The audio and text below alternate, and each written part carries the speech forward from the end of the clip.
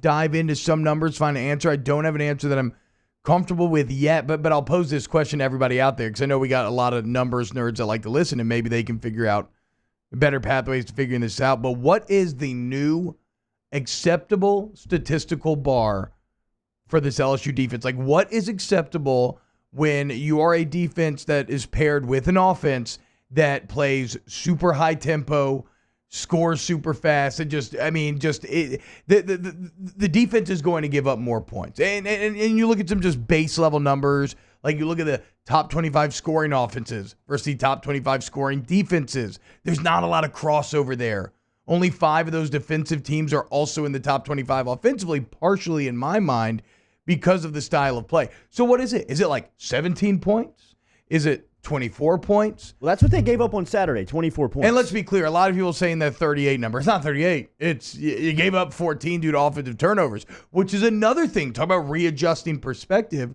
When was the last time LSU could turn the ball over and give the other team 2 scores and you don't even remember it because it was so irrelevant to the final score? And the only reason that happens is because you scored 66. Another thing I heard a lot of, Georgia only gave up 6 to this team. Georgia only scored 30.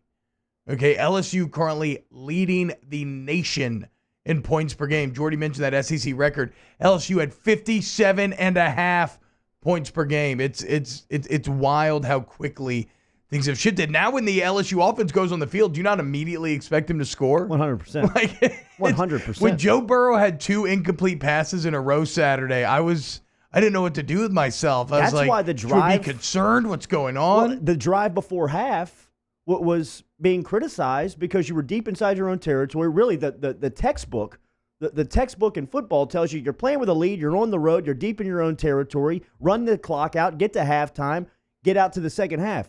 But people like we're at Whiskey and Wine during our preview for the postgame are saying, what are they doing sitting on the ball? Like, throw the ball down the field. They just scored 3 plays, had a scoring drive for 3 plays against Austin, against Texas a couple of weeks ago. Unleash Joe. Why are they putting the handcuffs on him? Like, that's what you expect? Like, I mean, for them to even sit on the ball, try to control the clock going into half. I mean, they're that lethal in the sense of they're just really 1, 2, 3 plays away from biting off huge chunks of yardage and being deep inside of their opponent's territory where they can change the scoreboard real quick. Yeah, the yards per play right now and the yards per attempt, are they're really silly. I still think that they're unsustainable. Let's do remember that, like, this Vanderbilt defense was putrid, right? I mean, we said it all week. The defensive backs could not hang with the wide receivers in the slightest. You saw that on Saturday. That was painfully evident. But that's the thing, Jordy. Even if you do come back to reality a bit, you're so high right now that it's still going to be incredible. So we all have to readjust our perspective in this new offensive era of LSU football. We have to learn the value of just what high volume scoring can do. I think you have to allow for the defense to give up more defensively. Now, this is not to make excuses for them because the missed tackles are still a huge problem. And I watched an Auburn team that didn't miss any tackles on Saturday, and that defense looks damn good.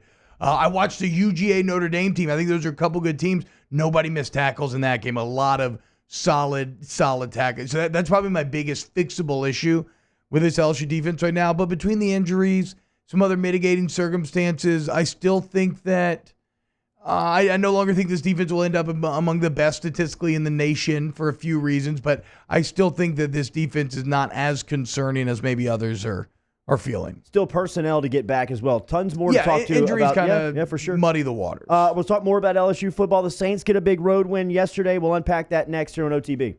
Off the Bench with Kalana and T-Bob. Brought to you by GatorWorks daily here on Off the Bench, GatorWorks.net. Remember, you can find them online.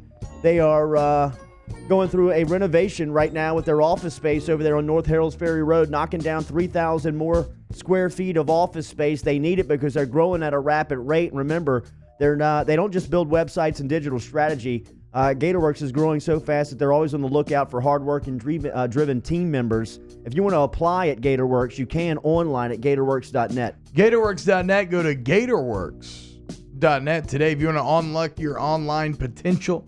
A lot of places can build you websites. A lot of places can help with your online advertising. I think that GatorWorks is better than those other places, those garages. But where I really love GatorWorks and where they're going to separate is the relationship that you are going to have. It's a local relationship, right? There's dialogue back and forth. You're just not a number on a spreadsheet.